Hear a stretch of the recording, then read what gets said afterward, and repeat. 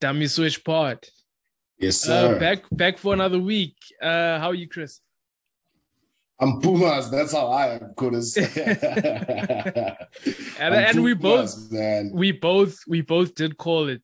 We both did call it. You had said this one is for Griquas to lose, and I had said it's Griquas to lose, but we both called Pumas. Yeah, and I think fairy tale for them, yes, but I think before we even get to the fairy tale, there's a lot of hard work, and it's been coming, if you know what I mean, in terms of the Pumas.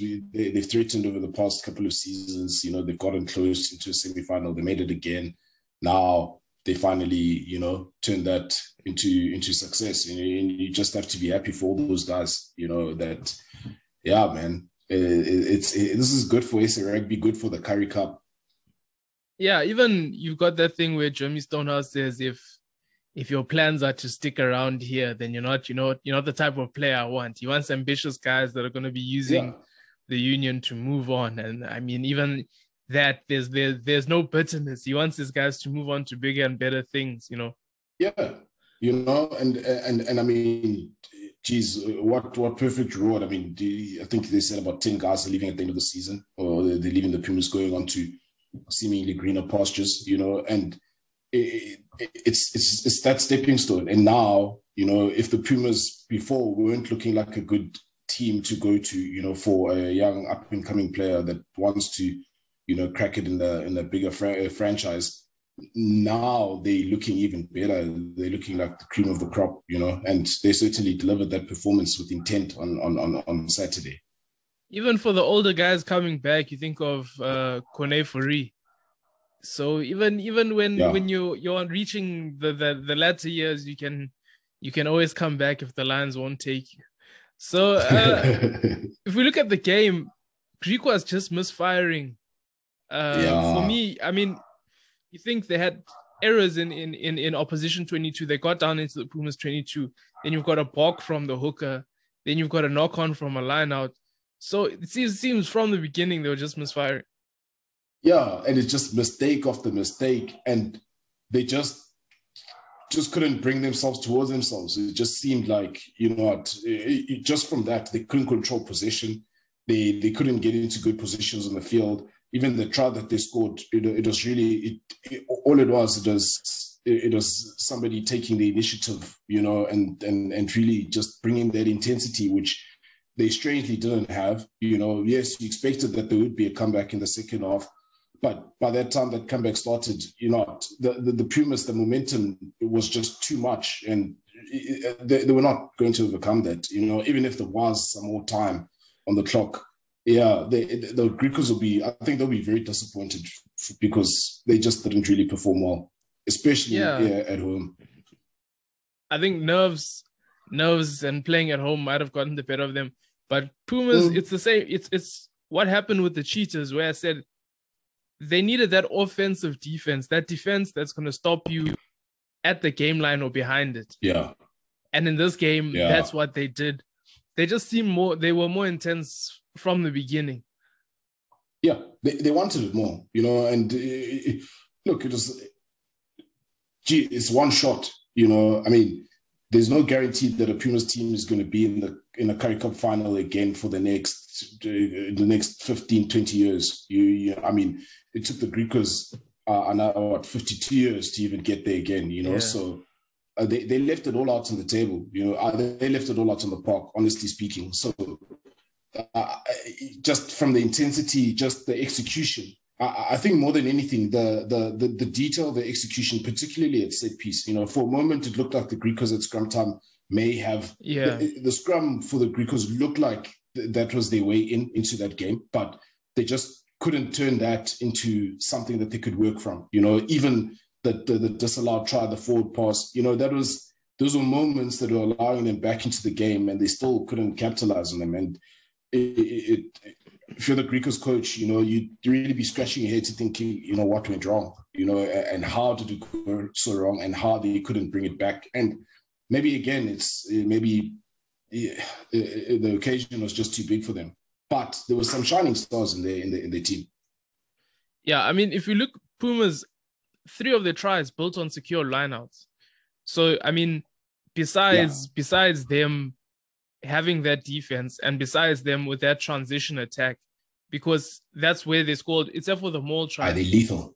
Yeah. Except for the maul try. And the maul try, where did the maul try come from? It came from an overcooked restart, scrum penalty, maul try. Yeah. So those are mistakes. So besides that, it came from, all 3 came from secure lineouts. And the rest of them came from, it's just transition, fast play. Yeah. And geez, boy, do they move the ball. I think, one thing watching that game and just watching the Pumas, how they play, it's that the focus on the execution and the intensity at which they do it, I mean, that first try, for example, it was just momentum, offloads, keeping that ball alive and getting it out into the space. That wide pass from De Beer, yeah. That wide pass. I mean, you called it your man De Beer. He was, from the get-go. And, he didn't have like the best final, but he controlled things well enough to make sure that his team got the results, and good decision-making from him as well in that sense. But I think all those Pumas players, particularly in the pack, they really stood up. They really, really, really, I think they put in a final shift for the season. Those guys, they're hard workers. They know what it's like to be on the mines, so it was just nothing for them. Just nothing for them. Yeah, the hooker having a big game. The only thing was penalties were keeping Griquas in it. At one stage, it was 7 penalties to 1 in the first half where Pumas, no yellow card, but discipline still, it seems to be their thing. But a win is a win, and happy for those guys.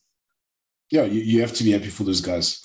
Look, I'm just excited to see the next chapter of how these guys sort of go on from Currie Cup champions, and especially the guys that are moving on to other franchises, how they grow from there. Especially guys like Mafura who'd be going to the Cheetahs. I'd be interested to see how he goes, because I think he's really hitting that sweet spot now, and I think we're going to see. Yeah, he controlled Obi. Yeah, man, he had him right where he wanted him. Obi wasn't really a factor in this game, which was disappointing to be fair. He did try here and there, but it just wasn't enough because they didn't have. You mentioned it, the game lines dominance. They didn't have that at all. They didn't have any go forward. Yeah, any closing remarks from that game, or are we moving on to the box? Look, I think moving on to the box, I think there's a lot of things we highlighted in this game, from set piece and things like that. And, I think it's only good that now we move on to the box.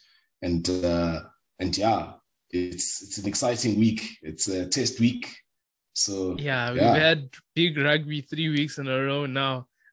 Box versus Wales in Pretoria. Thing that jumps out firstly is Willemse starting at 15 for Villiers. And why it's such big news to me is that Leroux is on the bench. If he wasn't named in the match day squad, then you could say, giving him a rest, guys that maybe URC this or that. But if he's there, it means he's been dropped. Yeah, I mean, he's been put down gently at the moment, and I think he's to be fair, I know they won't just throw him away. So his number hasn't been blocked. It's just we can remain friends. Yeah, that's what it is. He's not allowed to slide. He's not allowed to slide. He can just like him share, but he's not allowed to slide because I think his number's not yet up, but it's in the queue. I think if he doesn't deliver this incoming series, in whatever role, in the opportunities that he gets, if he doesn't deliver, I think there's going to be. Look, the daggers are going to be out. Let's not lie, because everybody is passionate about the Bok team, and we want success. And yeah, I think it's good that Damien Willemse gets. I mean, he's got that momentum. He's on a high, and that momentum started with him at fullback with the Stormers, and then he moved to the centers, and it just got better from there. So yeah, I'm excited to see how he goes. And it's a tough one because Haaland could have easily been there. Very easily been there. That's the thing, you know? And Fassi still has the church of Fassi. That's it's a strong congregation. They're also pushing for him. So you've got 3 guys gunning for your position. It's not a good position to be in for Villarreal. Yeah, he's under big pressure. He's under big pressure, you know. So, but you know what they say, you know, sometimes when the pressure's stacked, you know, some guys can deliver. So hopefully for him, he can, you know, and even for us, because when he's playing well, like at the top level, you know, he can make things happen, especially on attack. So, you know, we won't throw him out yet. You know, we can't just, you know, he's still our guy. But yeah, the other main talking point is Visa in at 8. In a situation where you've got Low on the bench, there were still missing posters, missing person. We couldn't find him in the final, but here he is on the bench. That was the other one. Obviously, people wanting Evan Ruiz to start. Or be on the bench. Or be on the bench. I think it's also, that's an interesting one, you know. Visa, I think, back on man of the match performance in the Premiership in the final there. So, you know, he's also maybe, you know, they tried to give him that opportunity to try dig his heels in at the number 8 position. With them not picking risks, maybe, you know, I'm just speculating, is that they don't want to be seen as coaches that listen to public opinion and buckle under that pressure. But I mean, Visa, to be fair, I think he got man of the match when Leicester won Premiership or whatever. So I think he got an equivalent award to what Evan Ruiz has been doing. So, I mean, we have to also be fair. And he's capped, you know, so like they said, they're going with the experience, you know, more of the tried and tested. Yes, there's the new faces. So you can't really have an issue with this Bok team, you know. You can just be excited. And I think more than excited, you can really, I think as a rugby public, we can actually make demands to say, you know, what we want to see is we want to see authority from the Bok pack, because they need to have that authority from the get-go. It's at Loftus, the first game, full stadium. They need to play with that authority, control position, control territory. You know, so the pack is important now. With Damian Willemse, it's a different dynamic. And I think to sort of get his hands on the ball. So the success of URC, you know, we've got months now. There's no more COVID excuse. Yeah, only other thing to note there is Ox. He's in for Steven Kitsov. But again, either or in this situation. And we must be grateful that there's no Jesse Creel. Oh yeah, hey, we're skeptical about that selection, you know, but at least it hasn't happened. The better. Yeah, the less said, definitely the better. Any closing remarks about the Bok team, Chris? Like I say, can't really. It's very difficult to nitpick at this team, you know, and hence why I say the next thing that we can do as a public is, you know, we demand the results, you know, especially now. And there's big opportunities here, you know, down under they're struggling. Some of the guys, we won't say who, but everybody knows that they're about to get beat, you know, so not but the other green team, you know, so, you know, it's good box. We should take this one. Yeah, take this one. It's never in doubt. It's never in doubt. If we're coming back next week with a W, this one is not in doubt. Yeah, definitely, man. Dummy Swish Pod. Thanks for watching.